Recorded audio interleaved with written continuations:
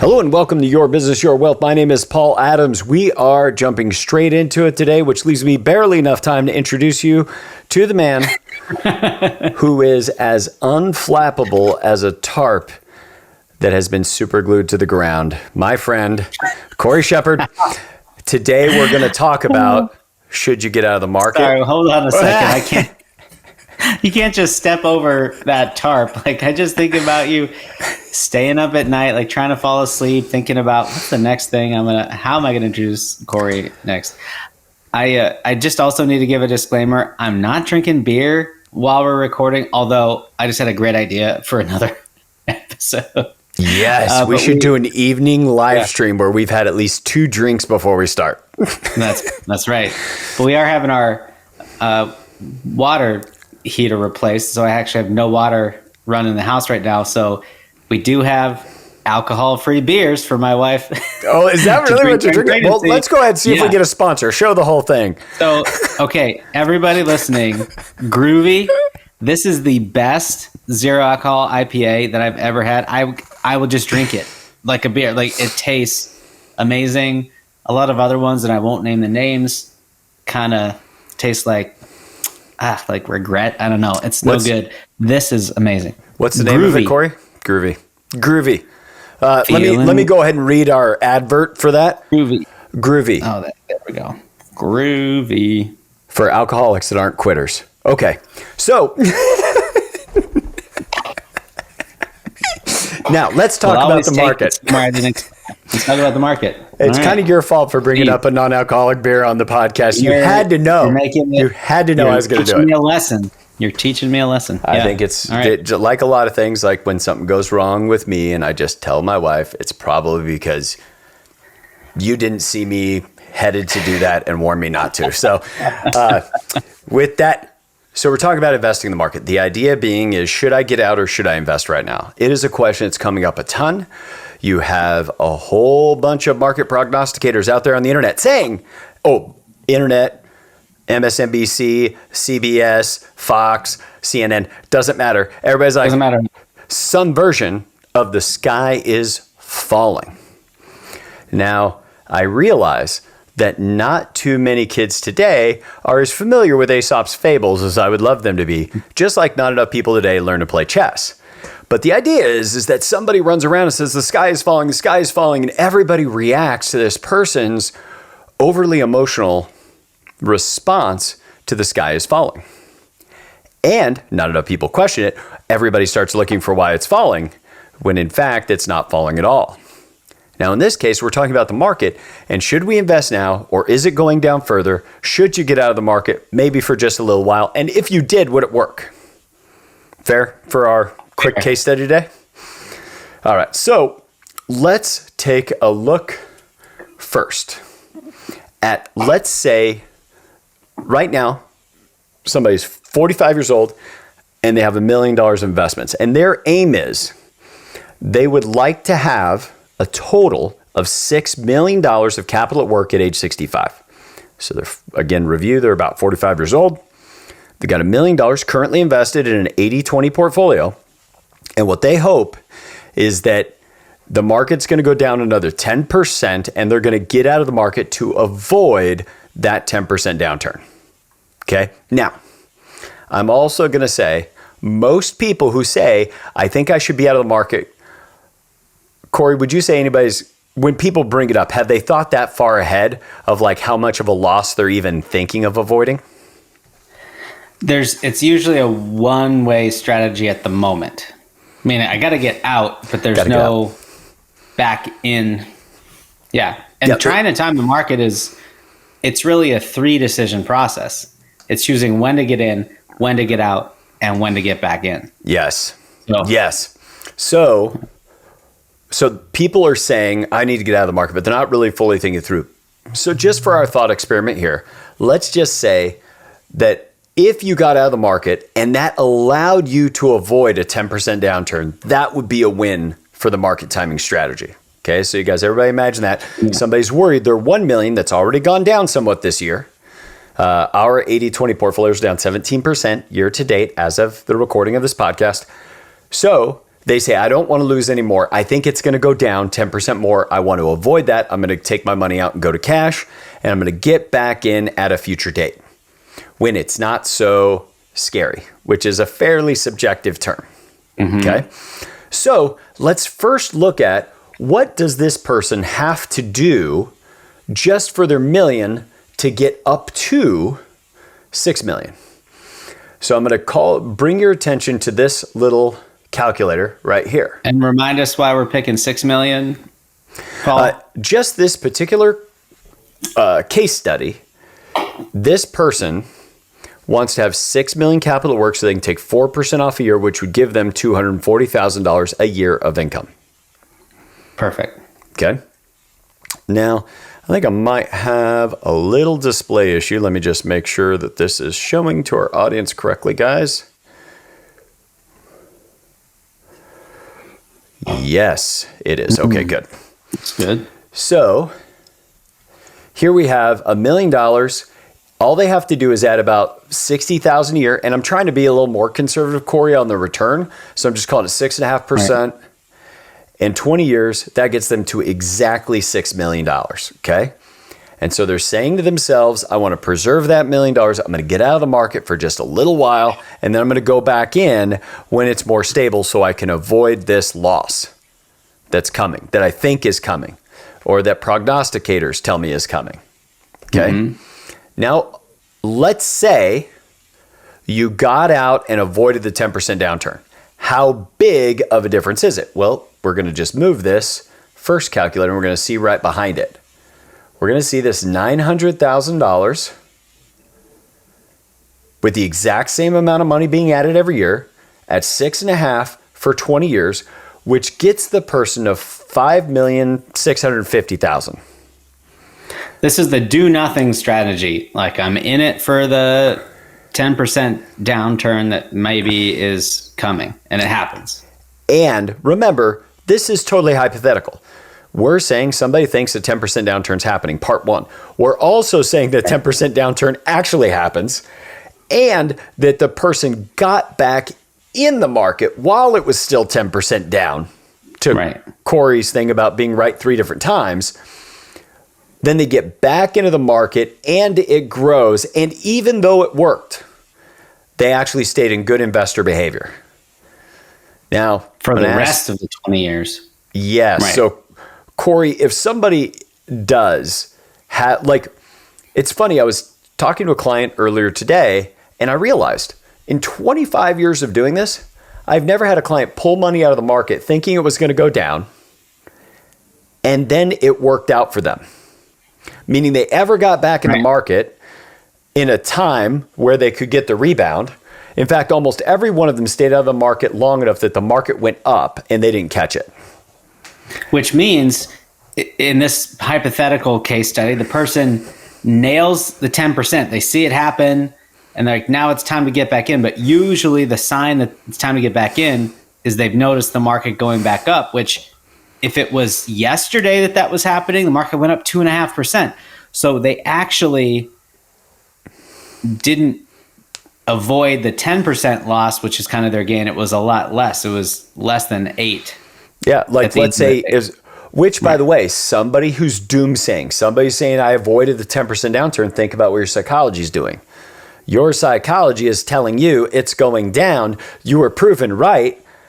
When it ticks back up, do you say to yourself, oh my gosh, this is it getting more stable? Or you go, oh no, this is just another little flirting before the knife really falls. Well, of course you gravitate toward what you've predicted in the future, because as human beings, we don't want to be wrong, even if it's us making us wrong.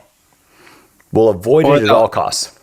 Or the psychology would say, it went down 10.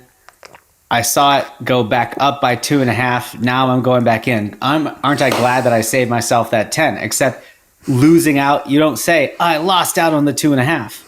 You just ignore that half of the equation. Not to mention the taxation, et cetera. And here's the stats, y'all. I'm going to show you guys. This is a white paper we're going to link in the description of the podcast, in the description of the YouTube video.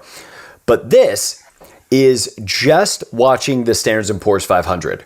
And this is a 1-year look ahead. Okay. 1 year. And if you took even a prior market high, meaning the market was super high, it's 80% more likely to be higher the following year. But then the crazy thing is that 75% of the time, you pick any day, no matter its level in the market, and you say, what's it going to be a year from now? 75% of the time, it is going to be higher than when we put our money in. Mm-hmm. Now, here's what that looks like. Now, that means you guessing it's going to be lower in a year, you'll be wrong 75% of the time. And I like to gauge this to not even a coin flip. Yep. That's not even as good of an odds as a coin flip. Wow. Yep. Now, I'm going to, we've never done this before. This is a podcast first. Miranda, could you unmute yourself? Oh, that's awesome. I just saw her on the camera. She took a huge bite. I'm not going to show you on camera. Just, I want your audio. I think I can hear your audio in the podcast. I'll be able to, actually, I don't even know if we can hear her. So I'm going to just call on Corey. Check. I am here. Yeah, we got you. Good. Our audience can hear you. So, Miranda, when you walk into a casino, what are you doing? If you're gaming, what are you doing? Gambling. Gambling. Okay. The casino is in the same place you are. Are they gambling? Nope. No. Exactly right. Corey, why are they not gambling the casino? Well, because they actually are setting the odds for all players, and they know they don't need to win any one game with any one player because over time they are going to win more games than all players. Very good. Now, Miranda, I'm going to have you chime in again. Is the game rigged against the gambler? Yes or no? No. It's not? Isn't the gambler always statistically likely to lose? Well, I wouldn't say it was rigged. I think it's an assumed risk that the gambler is taking on. Yes. And sometimes they fool themselves with that assumed risk. Right. They say, I have a system. Right? Right. They think they can outsmart the odds. That's right. Now, the odds are in favor of the house.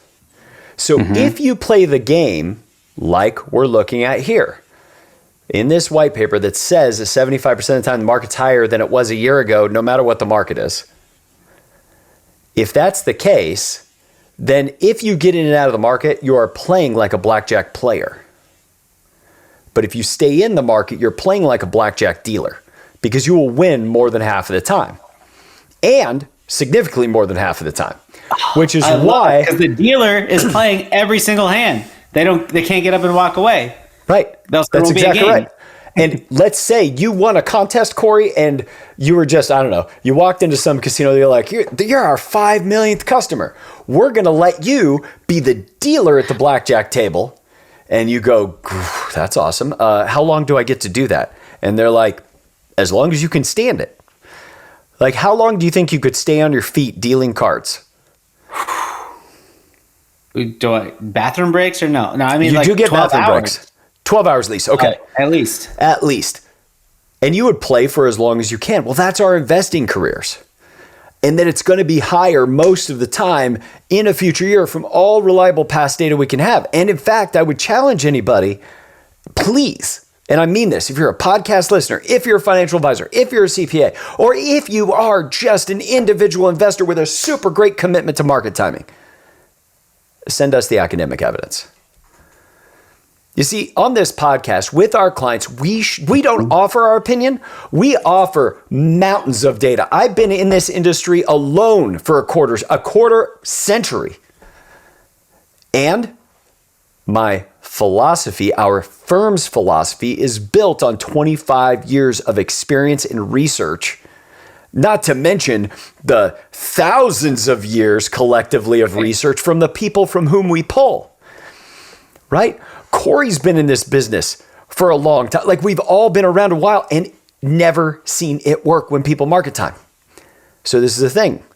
If you're right, and somebody said to me earlier today, well, what if I'm catching a falling knife if I invest right now? I said, find me. Right. Isn't that very visual? Like, ooh, that sounds like it would hurt. But this is the thing. it might be scary. But then find me the academic evidence. We would love to see it of like when these market factors are present, if you get out of the market and then, I don't know, you wait until a solstice and then get your money in, it's always a 5% gain. We want to know if it's right, we'll implement it for every one of our clients. But I love silly metaphors. Here, let me take it even further. You're going to pull a Paul. I like this. If you drop because cooking as much as I do, like my dad gave me a lesson from professional kitchens where he's like, they'll just, like a new chef, they just push the knife off the table, like watch it fall. And they just like watch it fall on the floor, like to train you to not go to grab for it. And dropping a knife on the ground. Have you ever seen a knife ruined by falling on the ground? Like, that's a great point. Just pick it up again. That's right. So, and by the way, have you ever seen a portfolio ruined that was academically allocated, globally diversified, consistently rebalanced, where the investor was both patient and had it invested for a volatility level that was appropriate for them? Have you ever seen that fail? No. Same as Never.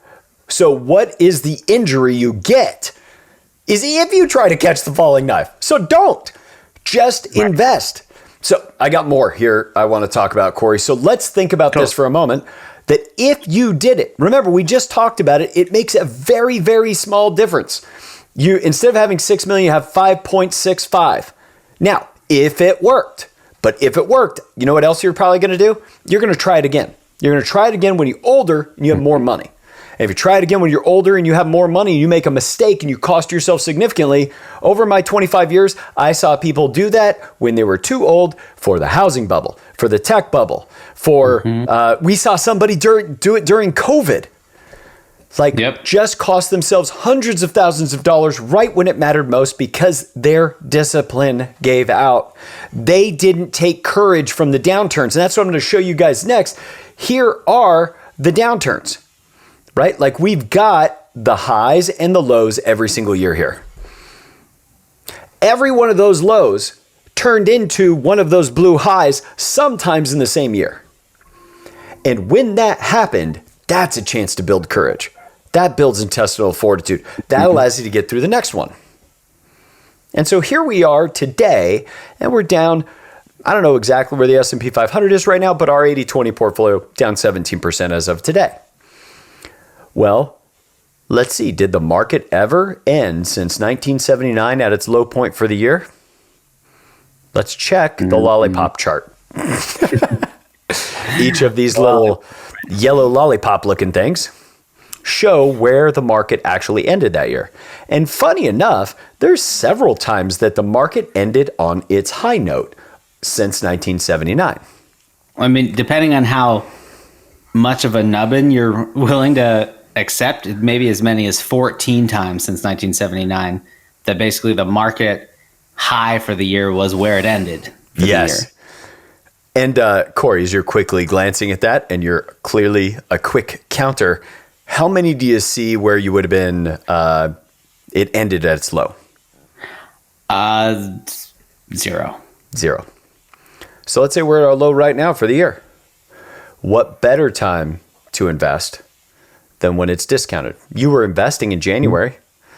This is all the same companies, all the same stocks. Nothing's changed. All the companies in the portfolio are exactly the same. The only difference is they're 20% less expensive today. Ish. 20% ish. If you were collecting Ford Mustangs and they were down 20% in value, you wouldn't go to your garage of Ford Mustangs and be like, gosh, buzz it. Let's get them all in the penny trader. Do they have that anymore? I don't know, the penny trader. I don't know, offer up, whatever people use to, whatever these. See, that's the great thing about this beard, Corey. The longer it gets, the greater my fuddy-duddy sets in. I'm like, whatever these kids are doing, I want to go back to the thrifty nickel. And it's Uncle Henry's for me. There you go. Growing up, but anyway, so people bring real estate as an improper comparison to the stock market lots of times. So I'll do it right now. Real estate would be the same. Like if I think it's a proper one. If real estate had just gone down by 20%, would someone call that a bad time to go buy a house? Ooh. Or would it be a good time to sell the house? Right. Or no, would it wouldn't. Sell the house? I'm really trying to cut down on my cursing, Corey. Why? Because I feel like it's a good chance for me to mess up my testimony as a Christian. I really like cursing, but I'm cutting back. That's why I just mouth curse words now. So that's a good reason if you're listening to the podcast. If you watch the YouTube, you'll see all the cuss words I almost said. So we don't end on a down year. And at least we haven't. And so if we were being statistical, what would my feelings be? Well, your feelings would be more justified if you said the market's probably going to be higher in a year. I should stay invested. Now, one other thing we did, and we won't bore you guys with it because it's just a deep Excel spreadsheet. We look back at returns to an allocated portfolio all the way back to 1978. And a 70-30 portfolio did not have 2 years negative in a row. So you got a negative year already. Next year is supposed to be positive. In fact, every time it was down double digits, the following year it was up over 20%. How's that affect your feelings? I want to tell you guys it doesn't. This is the truth of this whole thing. And I'm going to just talk directly to you guys here for a minute. With Corey. I mean, both of us are talking to you. But I mean, we're here. I'm not going anywhere. So here's what we want to communicate is that you can't tell when to be in the market, when to be out of the market. None of us can. Mm-hmm. And to have a good investing experience is not going to come from how it feels right now. Having a good investing experience only comes from looking in the rearview mirror after you've forded these waters. After you put yourself in the position that you look dead at the downturn and said, that looks scary. But because you've done it in the past, it doesn't look so scary for you. And one of my favorites is a client I talked to who's in her 70s, has several $1 million invested with us. And I talked to her in 4 months. I said, how you doing with this market stuff? She's like, oh, honey, I've been around long enough to know that it's not going to shake me or matter and it'll go back up. Yeah. I've been through this a lot of times because she's been investing and saving consistently and has never faltered, but also never put her head in the sand when markets were down. And that's what all of you have the ability to do. You can look at this market and you can make rocket fuel out of it to leave you more disciplined, leave you better able to allocate your decision. And what's a good time, if you're a client of ours and you're feeling unsure, then ask your advisor to go through this data with you because you're just in a mood. It's not your fault. You're just in a mood. Happens. It happens. Computers. They catch all of us. But here's a mood. A mood is an automatic, ungrounded assessment about how you think the future is going to go. And you can't get out of a mood by just thinking happy thoughts. One of the best ways to get out of the mood is to ground it. Like, wait, is there really good grounding for me being so pessimistic about the future?